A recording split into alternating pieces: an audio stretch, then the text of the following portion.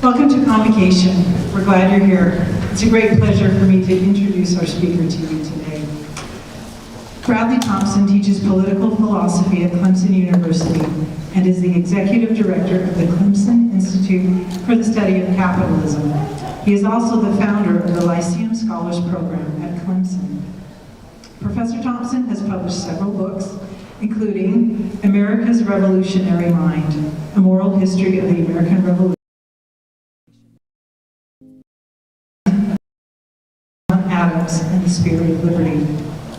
He is now completing a new book to be titled America's Constitutional Mind, on the origin and history of the idea of a written constitution as fundamental law. And this will be the second volume of a projected trilogy on the American founding. He also publishes a weekly essay on contemporary cultural affairs at his Substack, known as The Redneck Intellectual. He also runs a popular blog called edwatchdaily.com. In a former life, Dr. Thompson played on the 1978 Queen's University National Championship football team in Canada, and he placed third in the long jump at the 1980 Canadian Track and Field Olympic Trials. Please join me in welcoming Professor Thompson to the Convocation stage.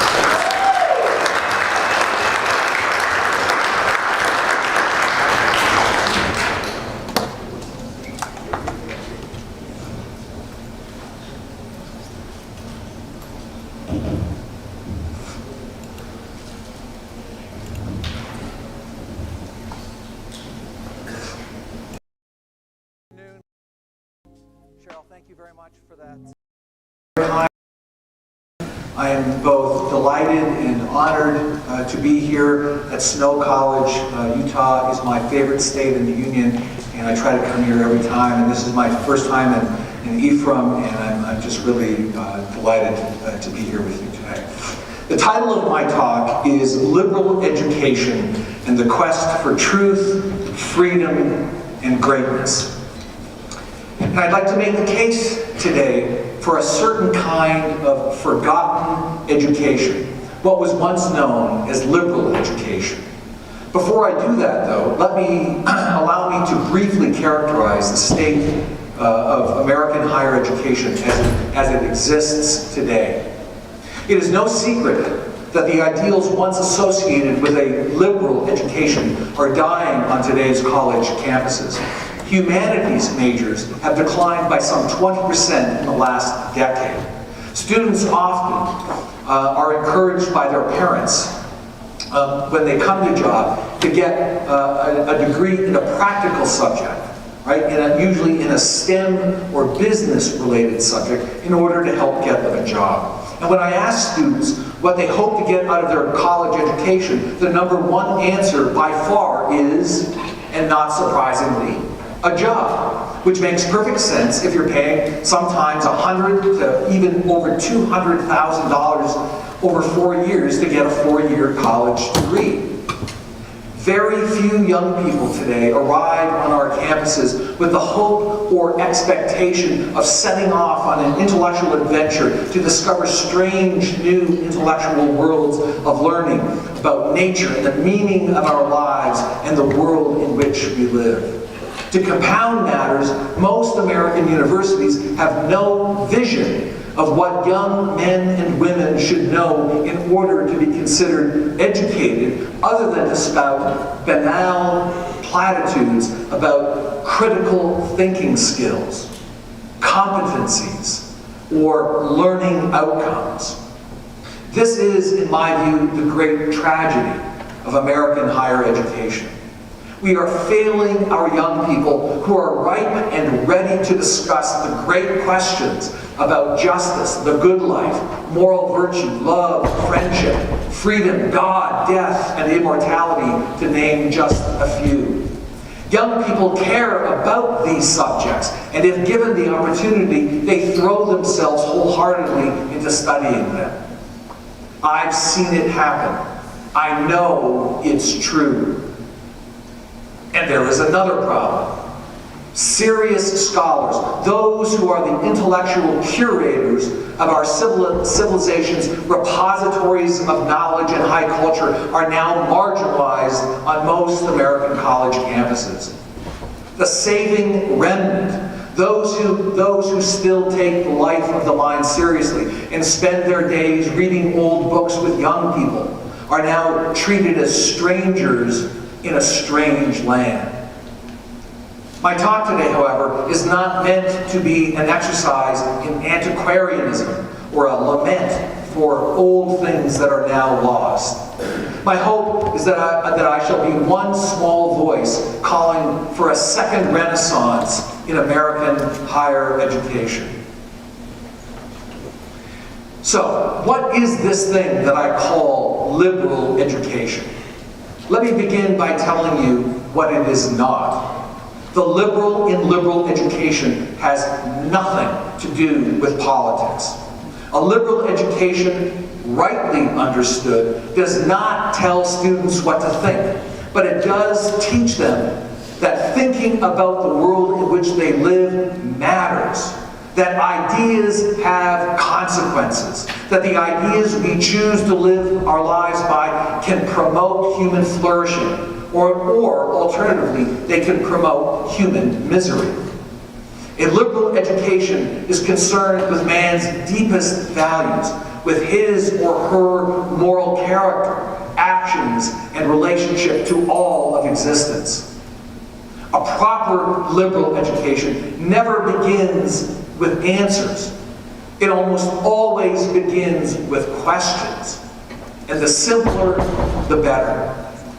Here are 5 very simple questions that I think illuminate the nature of a liberal education. 1.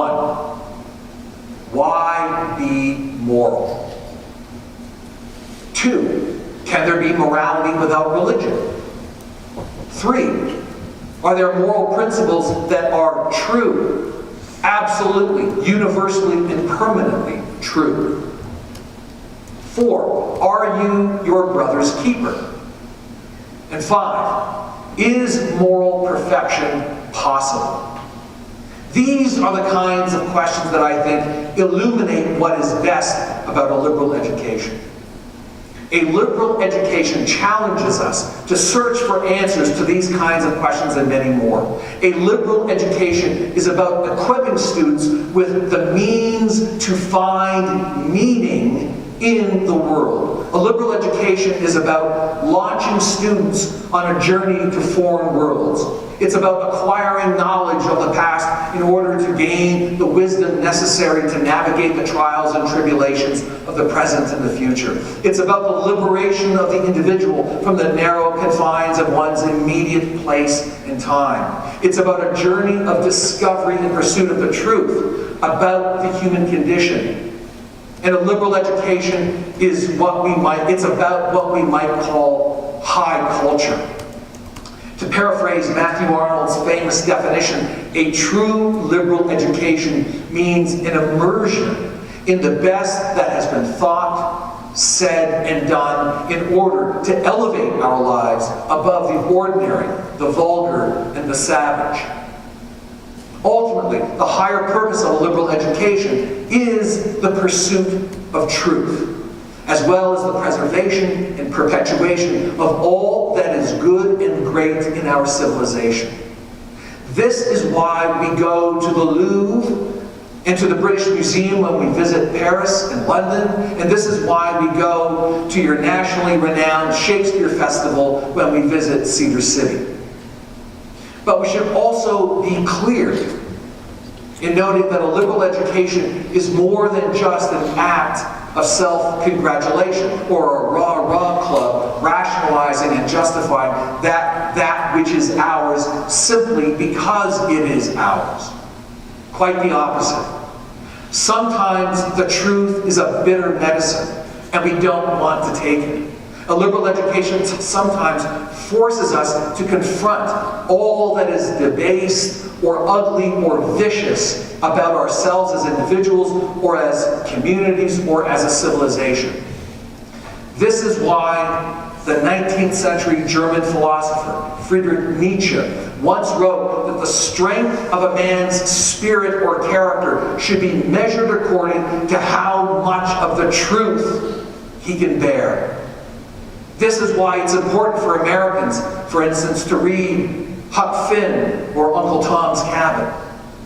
This means that a liberal education is about self-examination and self-improvement, both on an individual and on a cultural level. So, what is the higher in higher education? It does not mean that which comes after high school. Until a few decades ago, most culturally literate people assumed that the higher in higher education meant two things. First, a knowledge of the great works of philosophy, religion, literature, history, science, and the arts produced through some 2,500 years of Western and non-Western civilizations.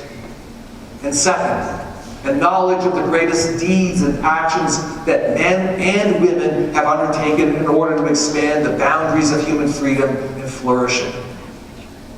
Higher learning was once just that. It was an ascent to truth, a quest for wisdom, an attempt to expand one's knowledge of the past for the purpose of applying it to the present and to shaping the future. In my view, a liberal education is a quest for three things: truth, freedom, and greatness. And I would like to add a fourth, which unfortunately I don't have time to talk about today, and that is beauty. So what do I mean by all of this? Let's take each in turn. Let's begin with the quest for truth. Liberal education is first and foremost about the search for truth. The search began 2,500 years ago with Socrates, who, according to the Roman philosopher Cicero, is said to have brought philosophy down from the heavens and turned it toward the most urgent human concerns, namely with the just, the good, and the beautiful. In Plato's Apology, Socrates tells his interlocutors that his lifelong pursuit of truth began with a riddle from the oracle at the Temple of Delphi, which announced that he, Socrates, was the wisest man of all. Perplexed, Socrates set out on a lifelong journey to solve the riddle. What could it possibly mean, he asked. Philosophy, therefore, begins, or philosophy rightly understood, and a liberal education rightly understood, begins in ignorance, mystery, and wonder. After a lifetime of pursuing answers to the perennial questions, Socrates announced that the oracle was correct, that he was the wisest man of all, precisely because he knew nothing, or at least very little. Socratic wisdom should not be confused, however, with skepticism.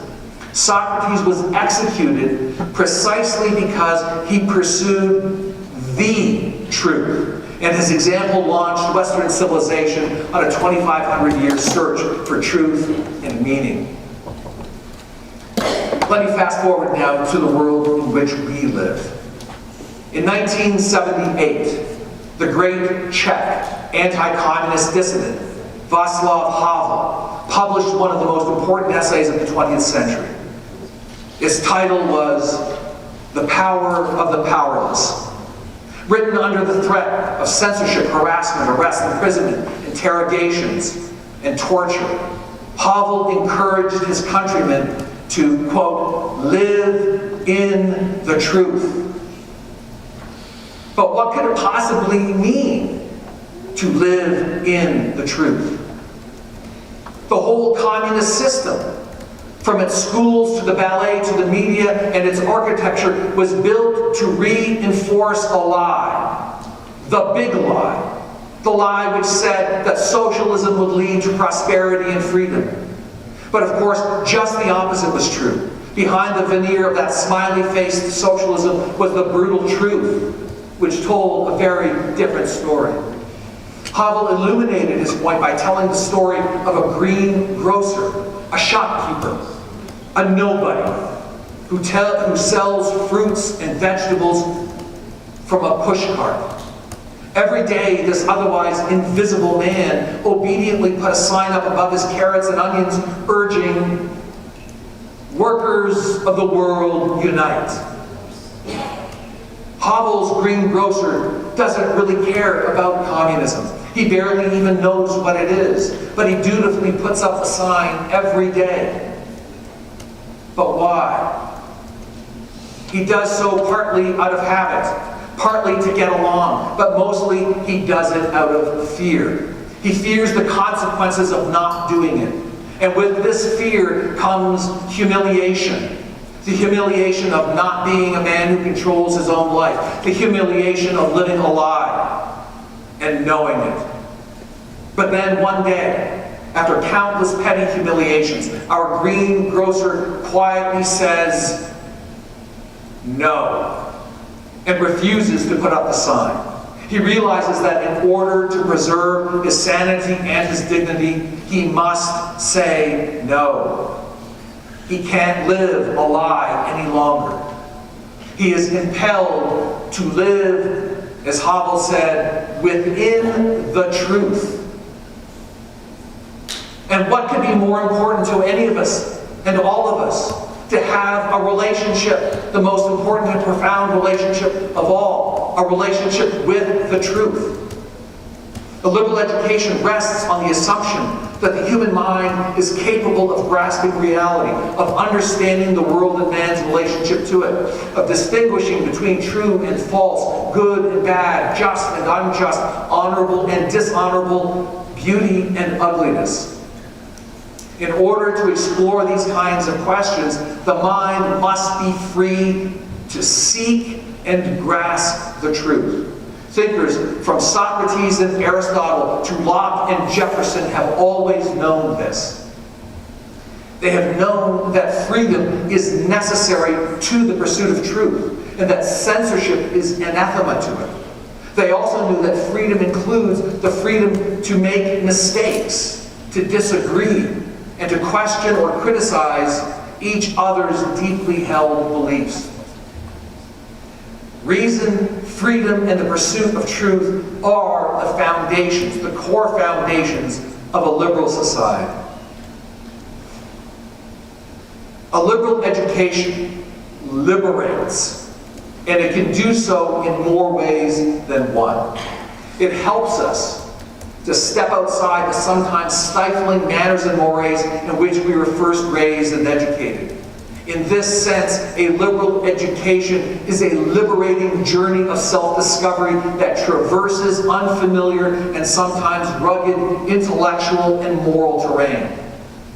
Through the artistic beauty and genius of great works of philosophy and literature, not to mention great works of music, painting, sculpture, and architecture, we enter worlds that are radically different from our own.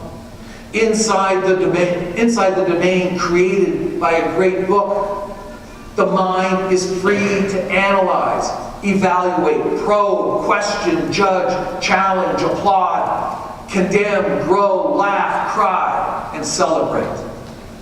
Through the intellectual journey of a great book, we meet people, authors and characters who challenge our views with foreign ideas. We develop friends and enemies whose words and deeds reshape the way we look at ourselves and the world around us. On a personal level, the great books aspect of a liberal education is both an outward and an inward journey. The outward journey enters a world created by the mind of another. To read ancient philosophers such as Plato, Aristotle, Cicero, and Seneca, or to read modern playwrights and novelists such as Shakespeare, Austen, Hugo, and Dostoevsky, is to drop through a rabbit hole and to re-emerge in a foreign place. There we confront Plato's Socrates, Shakespeare's Duncan Macbeth, Austen's Elizabeth Bennet, Hugo's Jean Valjean, Dostoevsky's Rodion Romanovich Raskolnikov. and we judge their ideas and actions as good or bad, just or unjust, noble or ignoble. The inward journey is the journey inside one's own soul, right? The purpose of this introspective journey is to ponder, evaluate, and avow or disavow the ideas discovered during the external journey. We think about what we can learn from these characters and how they can be models or anti-models for our own lives. Thinkers for more than 200 years have understood the value of such journeys and conversations. With the rediscovery of classical Greek and Roman texts during the Renaissance, modern thinkers began a sustained dialogue with ancient authors that became a defining feature of Western culture. This was particularly true of the modern founders of the humanities, men such as the 14th century Florentine poet Francesco Petrarch, or the 16th century Florentine historian and political philosopher Niccolo Machiavelli. They taught that past civilizations, particularly the lost worlds of ancient Athens and Rome, were exotic places to which one could travel through books for enlightenment, solace, friendship, pleasure, and improvement. Machiavelli's 1513 letter to his friend Francesco Vittorio is a beautifully evocative meditation on how one's 16th century Florentine escaped the burdens of his daily life by retiring every night to converse with his old friends in ancient Athens and Rome. Machiavelli wrote, quote, "When evening has come, I return to my house and go into my study. At the door I take off my clothes of the day, covered with mud and mire, and I enter the ancient courts of ancient men, where received by them lovingly, I feed on the food that alone is mine and that I was born for. There I am not ashamed to speak with them and to ask them the reason for their actions, and they in their humanity reply to me. And for the space of 4 hours I feel no boredom. I forget every pain. I do not fear poverty. Death does not frighten me. I deliver myself entirely to them." Close quote. Almost 400 years after Machiavelli's nightly visits with his ancient friends, the great African-American writer W.E.B. Du Bois declared in his 1903 book, Souls of Black Folk, his affinity with the intellectual traditions of Western civilization precisely so that he could temporarily escape the racism of post-bellum America. He writes, "I sit with Shakespeare, and he winces not. Across the color line, I move arm in arm with Balzac and Dumas. I summon Aristotle and Aurelius, and what soul I will, they will come all graciously, with no scorn or condescension." Machiavelli and Du Bois were enticed by the philosophic and artistic genius of the great writers to enter lost worlds radically different from their own. There they found companionship in solitude, consolation in affliction, and respite from the burdens of life. Let's now turn to the quest for greatness. A liberal education also fosters what Alfred North Whitehead called the habitual vision of greatness. This vision originated with the ancient Greeks and Romans, was adopted in part by Christians, and was likewise embraced by secular Enlightenment thinkers. In Philippians 4:8, for instance, we are presented with a view of education that runs parallel to the Greco-Roman tradition. The Bible says, quote, Finally, brothers, whatever is true, whatever is honorable, whatever is just, whatever is pure, whatever is lovely, whatever is commendable, if there is any excellence, if there is anything worthy of praise, think about these things. And that's precisely what a liberal education does. It challenges us to think about the nature of human excellence. For several millennia, there was never much doubt about what constituted greatness. We might quibble over who was greater, Plato or Aristotle, Michelangelo or Da Vinci, Bach or Mozart, Locke or Smith, Jefferson or Adams, Dostoevsky or Tolstoy. But we've never, ever doubted for a moment, at least not until recently, that such individuals were great. And thus our lives are improved by our having studied and benefited from their accomplishments. In this sense, the goal of a liberal education is to identify and inform students of important ideas, people, cultures, creations, and events of the past that have advanced human life, and to inspire them to pursue their own vision of greatness in life. A liberal education enables students to perceive the breadth and depth of human accomplishments, and to aspire to a life beyond the banal and vulgar pathways that dominate contemporary life. A proper liberal education exposes students not only to great books, great oratory, great music, great architecture, great scientific discoveries, and great technological innovations, but also to the lives of those heroic men and women whose actions in life day to day demonstrate the benevolence, magnanimity, and ingenuity of the human spirit.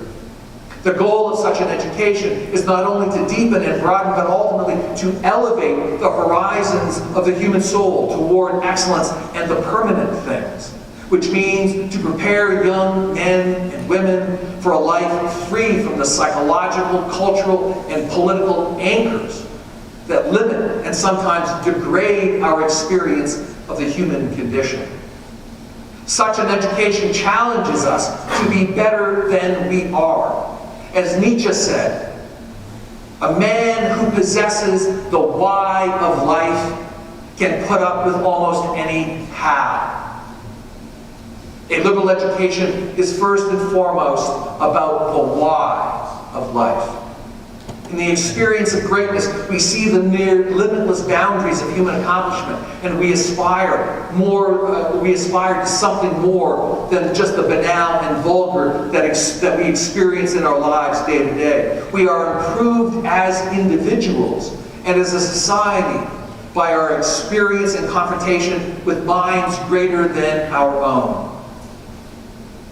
A liberal education begins by studying and discussing the great intellectual and cultural artifacts of Western civilization, but it must not become simply an antiquarian, contemplative, or scholarly exercise divorced from human action and the living of a fully productive human life. Ultimately, its practical goal is to help individuals identify, clarify, understand, cultivate, and achieve their own deepest longings, which means to live better and more fulfilling lives than they might have done so otherwise. Consider, for instance, Cicero's discussion of Marcus Atilius Regulus in his great treatise on morality, De Officiis, which I sometimes teach to my freshmen in a course called Wisdom of the Ancients. Regulus, Cicero tells us, was a Roman consul and general, captured by the Carthaginians in 255 BC during the First Punic War.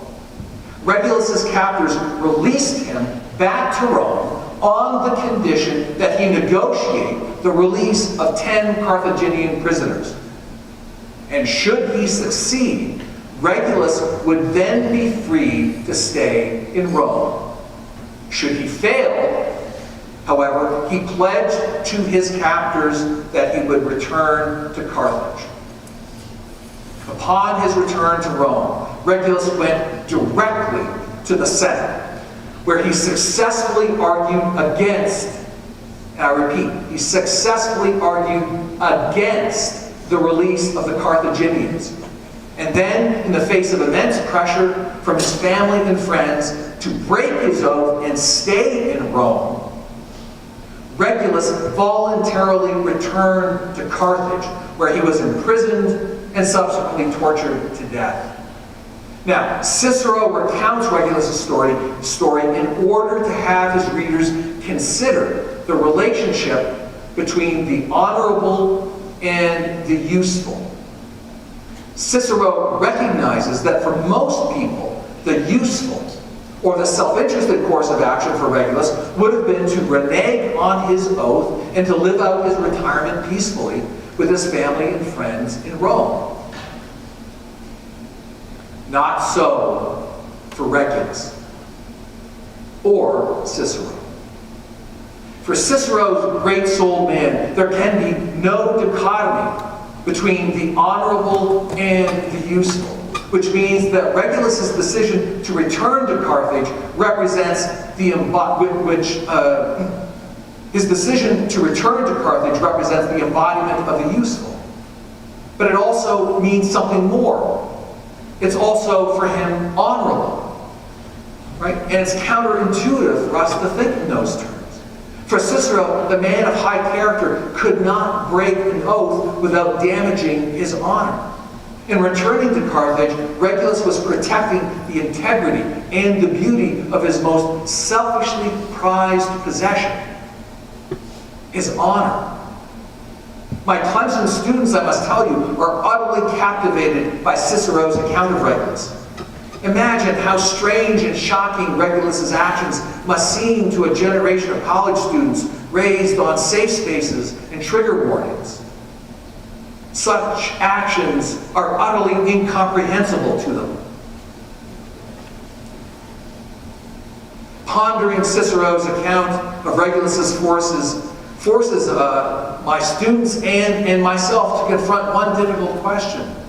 Right? What would they or what would I do in a similar situation?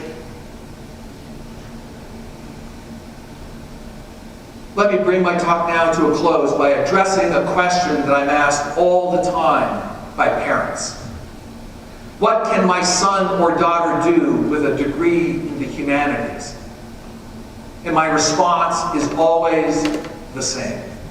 Your son or daughter should major in something useful, like philosophy, history, or literature. And so what do I mean by that? The true purpose of a liberal education, rightly understood, is to help young people find a purpose and a meaning and excellence in their lives. It is not primarily to help them find a job. That should be a secondary consideration. Liberally educated students will be at home in the world because they understand it, or at least they better understand it, and they understand their place in it. Wealth, fame, and power mean very little if one's soul is pinched, hollow, and unhappy. The fact of the matter is that all of us live our lives according to certain ideas, values, and principles. The real question, I think, is this. Do some ideas, values, and principles lead to success and happiness in life? And do some lead to failure and suffering? And some, in other words, are some ideas, values, and principles true or false? The answer, in my view at least, is yes, of course, which means these are the most important things to study and know. This is why teachers and students must always ask one question first and foremost. is it true? Then and only then can a liberal education serve as the indispensable foundation for living the most completely satisfying and fulfilling human life. Colleges should not be the place, let me just repeat this, colleges should not be the place where old books go to die. It should be the place where they come to life. I know that young minds can still be intrigued, charmed, seduced, motivated, and improved by a good book. In conclusion, I'd like to leave the students here today with one last thought. This is your time. This is your opportunity to set off on the path for greatness and to live in the truth. The moment is yours. Seize it. Thank you.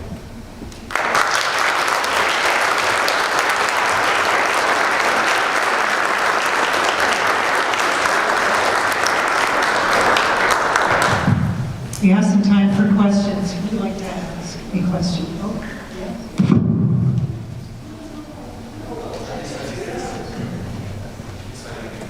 Okay.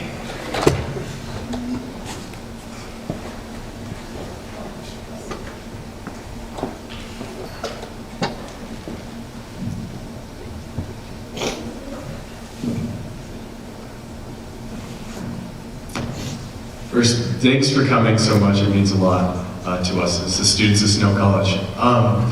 But my question is first, I feel like in the United States right now, we are often afraid to teach our history, especially our brutal and racist history.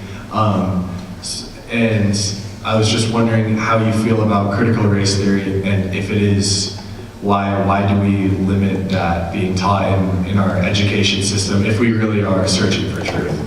Yes. So, two responses to your question, which is a very good question. First, I am adamantly opposed to critical race theory. I'm opposed to critical race theory on the following grounds. It assumes that all people are racist by nature, and it also assumes that the United States of America is systemically racist. I do not believe these things are true. Now, that's part one. Part two is the fact that America has a long history, not only of racism, but more particularly of slavery. And it is important to us, it is important for us to recognize the truth of the American past, which includes the history of slavery and the history of racism. Now, I can give you if you were to ask the question, so I published this book a couple of years ago, America's Revolutionary Mind. It's kind of an intellectual history of the American Revolutionary founding period. And it's really an analysis of the principles of the Declaration of Independence, which of course, as you know, the first self-evident truth of the Declaration talks about all men being created equal. And the obvious question is, how can the author of that document, namely Thomas Jefferson, be nonetheless a slaveholder? Right? Well, we have to recognize the fact that he was, in fact, a slaveholder, but we also have to understand how and why a generation of Americans held these views, how and why they lived with the institution of slavery. We have to study the history of that institution, we have to know that institution, but with regard to, let's say, America's founding fathers, it's complicated. It's much more complicated than we in 2022. Look, it's easy for us to look back in the past. How precious of us in 2022 to look back and judge and condemn, let's say, the founding generation for what they didn't do. The fact of the matter is, we don't know what we would have done had we lived at that time. And so it's important first to understand the full context of the world in which they lived. And so the full context of the world in which they lived, for instance, was that there was that the founding revolutionary generation had a full range of views on the institution of slavery. On one end of the spectrum, some, for instance, like John Adams, were adamantly opposed to slavery. And then there were some who were opposed to slavery, but at one point in their lives had held slaves, but then freed their slaves, like Benjamin Franklin. And then Franklin, and another one was John Jay, who then went on to found the first anti-slavery societies in the United States. And then you get founders like George Washington, for instance, who owned slaves, condemned slavery, and then, upon his death, in his will, freed his slaves. But then you get to the really hard cases, like Patrick Henry and Thomas Jefferson. Let's take Jefferson, let's take Jefferson and Henry. Patrick Henry, the man who said, give me liberty or give me death. Thomas Jefferson, who wrote, we hold these truths to be self-evident, that all men are created equal, that they're endowed by their Creator with certain unalienable rights. And yet, both men owned slaves. How do we understand that fact? We understand that fact by trying to get inside their minds that they grew up, they were raised in a slave culture, but they both knew, and they said that slavery is morally evil. They said that, they recognized it, they knew it, they lamented it. And yet, they did not free their slaves. How do we understand that? And then they go on to say all of these extraordinary things. I will put the sharpest point on it I possibly can. So in this book that I've written, right, I try to give the revolutionary generation a fair understanding, but I come to this following conclusion relative to someone like Thomas Jefferson. If one of Jefferson's slaves escaped, and Jefferson set out after him on his horse, and 10 miles later caught up to him, and there these two men were, by themselves, in a clearing, his runaway slave and Thomas Jefferson. Thomas Jefferson, the man who Americans love as being the author of the Declaration of Independence. If they were to meet face to face, just the two of them, by themselves, what is the right of the runaway slave? According to the principles of the Declaration of Independence. And the answer, I think, is simple. The runaway slave had a right to kill Thomas Jefferson, based on Jefferson's principles. So, built into those revolutionary principles, ultimately, in my view, and I've already gone on too long, so let me just very quickly wrap this up by saying, because it's the question that you've asked is a really big, and obviously it's an important question. And I could go all day on this subject. I will say this one last thing. Slavery was abolished in this country because Americans finally lived out the principles contained in the Declaration of Independence. It was those principles that led ultimately, in the end, to the emancipation of those slaves in the United States. And I think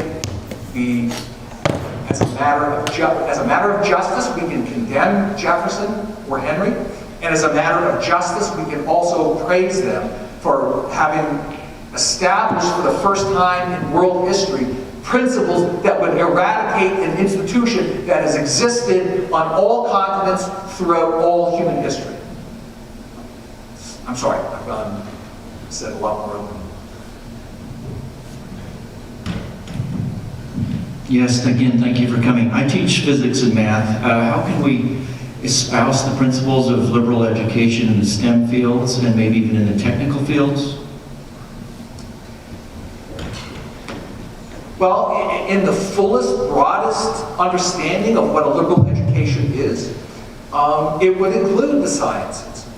The problem, of course, in post-World War II America is that American higher education has effectively become STEM plus business, right? And the humanities are kind of the 90-pound weakling of American higher education today. So I think the answer to the question is that those professors and students who are in the STEM fields, I think they ought to recognize for their own personal lives the importance of, in addition to studying calculus and physics and chemistry, that it's in their self-interest to also have some kind of a humanities education.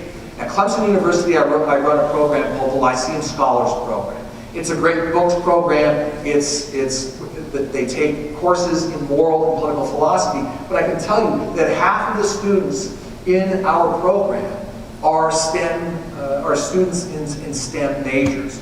And their lives, I think, are immeasurably improved by reading Plato and Aristotle and Jane Austen with us. Clemson University, just this year, had its first ever Rhodes Scholar. And it turns out that Rhodes Scholar is a Lyceum Scholar. And this young woman is a biochem major. But she's also in our humanities program, in our Lyceum Scholars Program. So I think the answer to the question is that we in the humanities would be thankful to those of you in STEM fields if you would support us in trying to restore a serious liberal education to the overall education of our students. We have time for another question.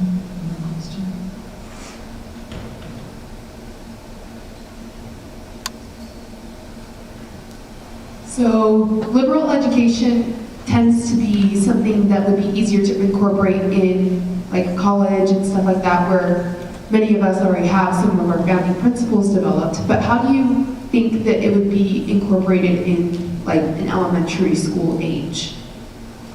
Yeah, that's a really interesting question. So, I mean, I can talk about this question a little bit from personal experience. So,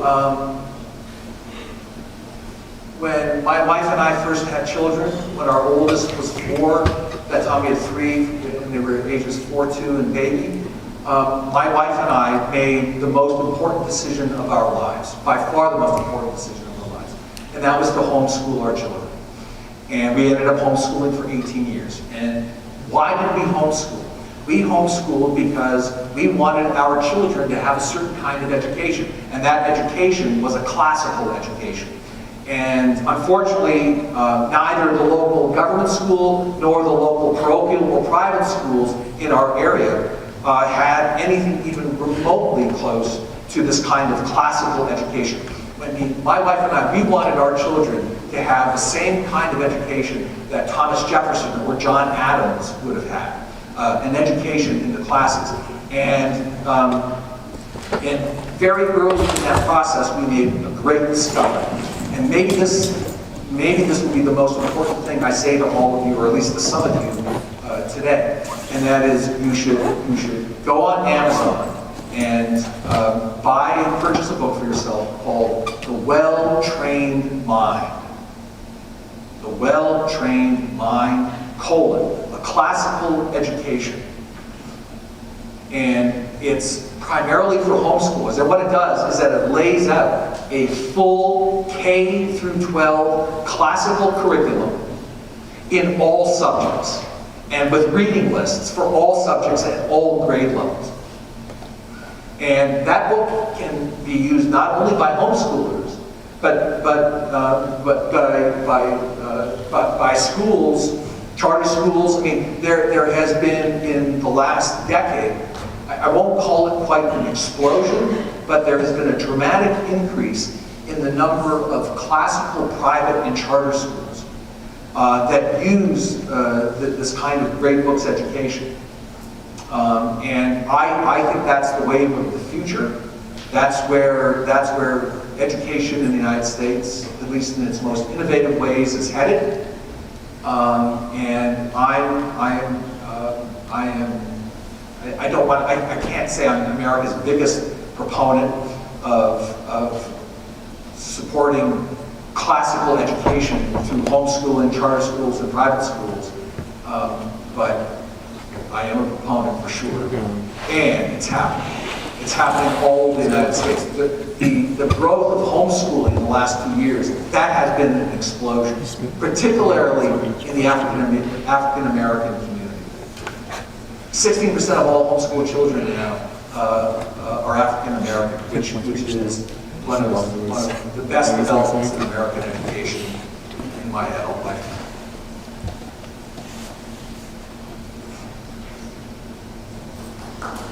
Let's thank Professor Thompson for coming.